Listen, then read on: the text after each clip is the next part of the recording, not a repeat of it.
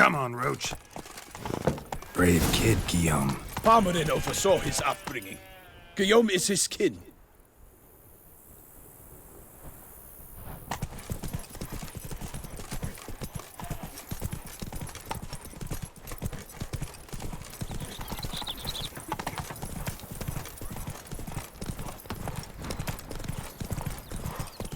Can't get used to the way you knights talk, especially how you switch back and forth between flowery and, well, near normal. We are knights errant, in the service of her gracious magnificence. When we appear in her name or speak on her behalf, we are bound by tradition.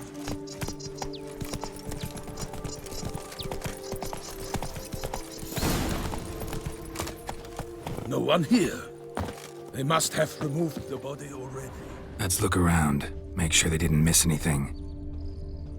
Hobnailed boots, multiple sets of prints. Ducal guard, clearly. Let's see where they went. Walked along the shoreline. Perhaps the body lay on the bank.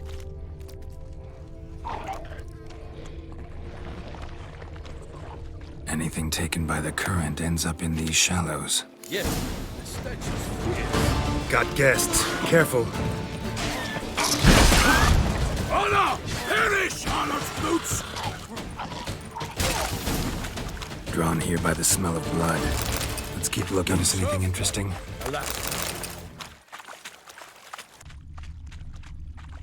Blood. Guardsmen pulled these nets out of the water, then cut the mutilated body free.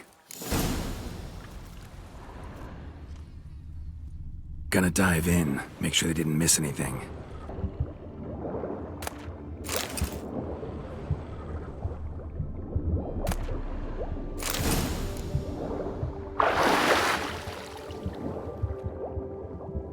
A noble's accessory, clearly.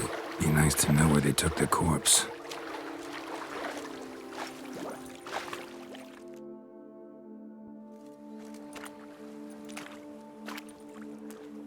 What now? This isn't the site of the murder. We know that. Current brought the body here.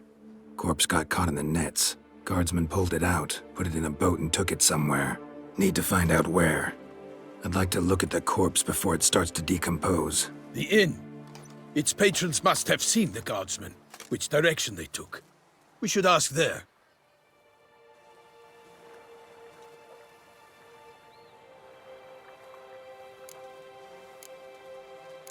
Seems we've got ourselves an audience. You think this surprising? The locals will tell the children of children they do not have yet, of the day a quartered corpse was pulled from the river. One thing. Found a handkerchief in the water. Monogrammed DLC. Mean anything to you? Delacroix? It cannot be. Was it he the beast slew? Seems so. Knew him well? Long past. We were close friends once, but our paths diverged. He was a man of extremes, standing by his companions no matter the odds, fighting his foes to the bitter end. Foes? You have a lot of them? He did, but I do not see what that has to do with the beast. Ah, Geralt, you've struck a raw nerve. Memories of a time long past, to which I'd rather not return now. I understand. We can talk later. Let's go to the tavern. I shall have to leave you soon. Return to court. Barely got back to Toussaint. A knight in the service of her illustrious highness knows no rest.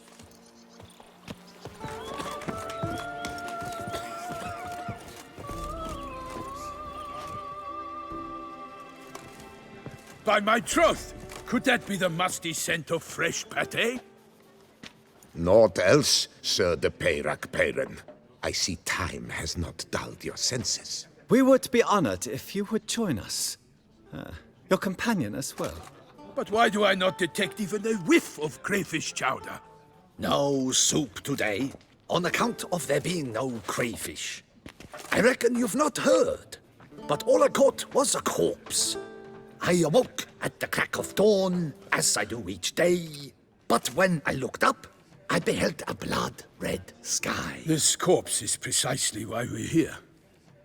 For the man whom you've invited to join you at the table was summoned from a far-off land. by her gracious magnificence. He is tasked with tracking and killing the beast. We invited 2 men to join us, yet since Sir de Peyrac Peyren in temperament is more akin to hare than hound, I surmise the other is the hunter. With whom do we have the pleasure? Name's Geralt. A humble introduction. You've clearly not tarried long with Sir de Peyrac Peyren. Spare us the petty insults. Geralt is a master of the witchering trade. He has questions concerning the beast's last victim. I was the one to find the corpse.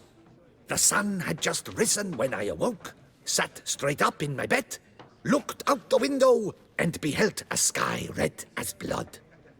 Ask Geralt, please, or we shall be here till winter. Must have been early in the morning. Went to check your nets and then... I stepped out of my hut and saw... By my troth, to the point, man! You found a body ensnared in your crayfish nets. We know this already. What happened then? Did you see anyone nearby? Did you spy anything noteworthy? Anything at all? Not a soul around, just me.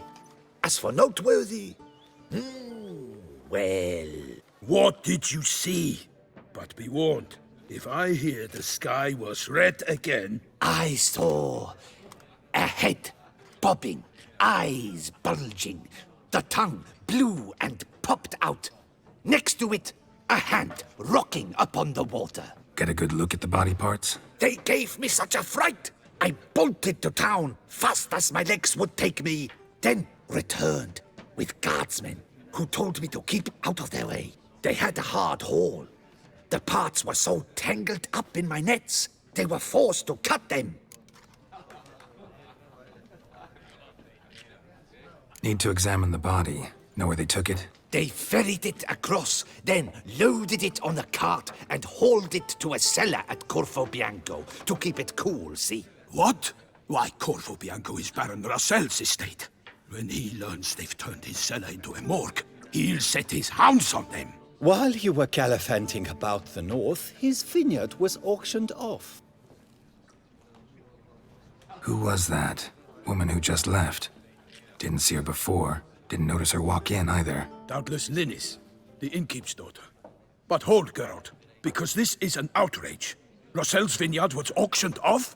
Inconceivable. It is no secret the Baron had gambling debts up to his ears. It finally came time to collect. His creditors auctioned off his property. The ducal chancellery bought it, in fact. Russell now bunks with his brother in Vicofaro. I told Russell he'd get his comeuppance. How long can one throw on past heroics? His creditors must finally have to find that his promises meant nothing. Such are the times. Today's knights are pale shadows of the heroes of yore. It's true what they say. God sent the beast to punish us for straying from the old paths.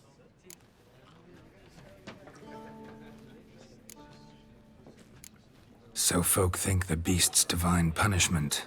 Knights have turned their backs on the old customs. Where they were defenders of the duchy, they're now defenders of their own tushes. Why, you insolent... Let him talk. The Duchess trades in titles, grants honors to ill-doers. We've strayed from the path of virtue, lost the gods' favor, so the gods sent retribution. Don't listen to that nonsense, Geralt. It's rehashed street preacher codswallop. Yes, the rebel rousers have been sprouting up like weeds lately, each offering the same bill of goods. They say anything else about the beast? Besides it being a messenger of the gods? The Toussaint are no fools. They see clearly the beast kills on days honoring patron saints. Picky monster.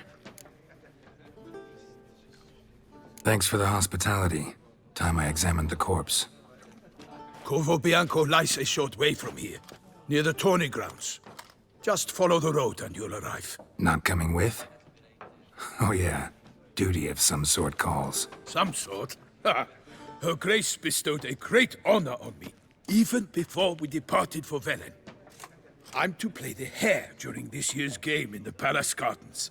When you see me in my costume, you will wet yourself laughing. A little tempted to ask a few questions, but it sounds like a long, complicated story.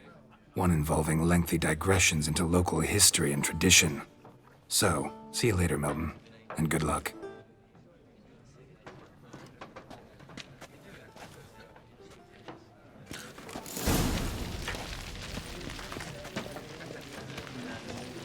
To be born in Toussaint is to be...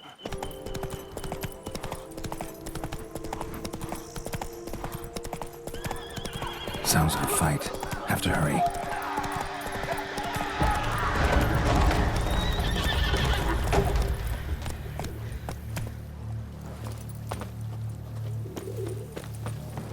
Damn it. Killer must still be here.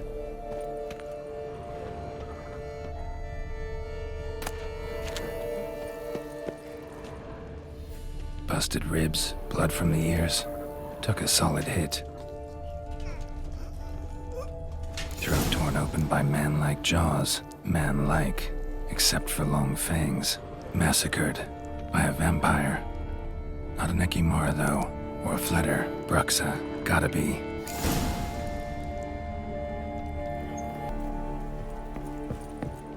Footprints. Small, bare feet. Lead deeper into the cellar. Fell down the stairs, broke his neck.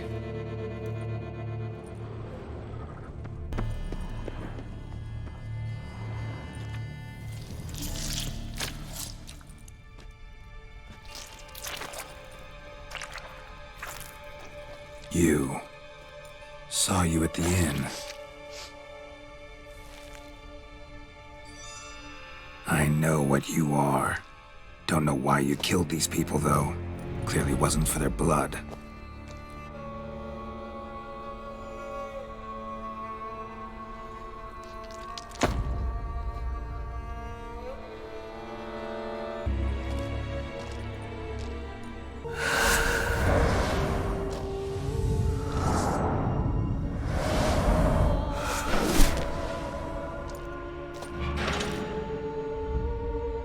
I cannot let you leave.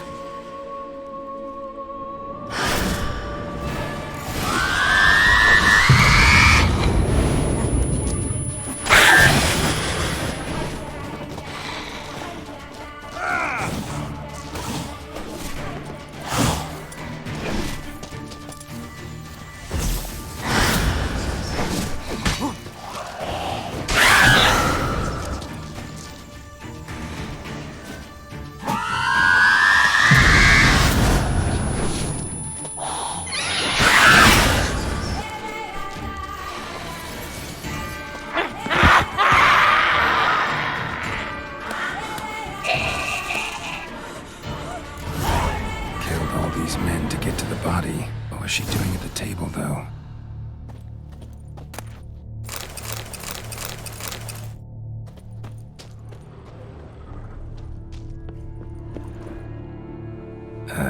Stinks. Waterlogged. Both hands amputated. Body was quartered just as I thought. Laid in water for some time. Head swollen, and something took a few bites out of it. Something in the throat. A pouch, bulging with coins. Nilfgaardian florins, from several different provinces. If the murderer did this, means we're dealing with a sentient thinking beast.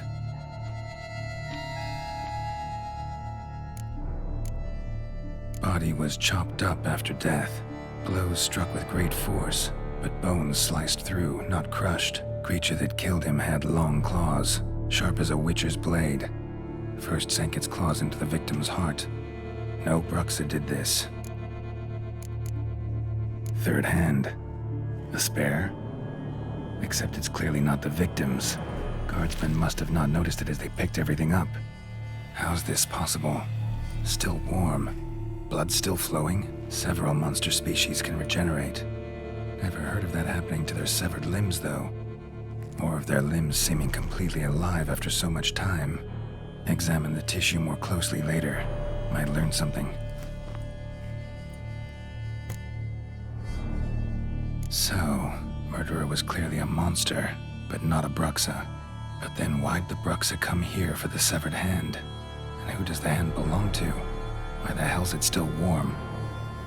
Now, pouch shoved down the victim's throat. What's the significance? And why was he chopped up into pieces? Lots of questions, no answers so far. Need to know about the other victims. I'll ask Palmerin to get me in to see the Duchess.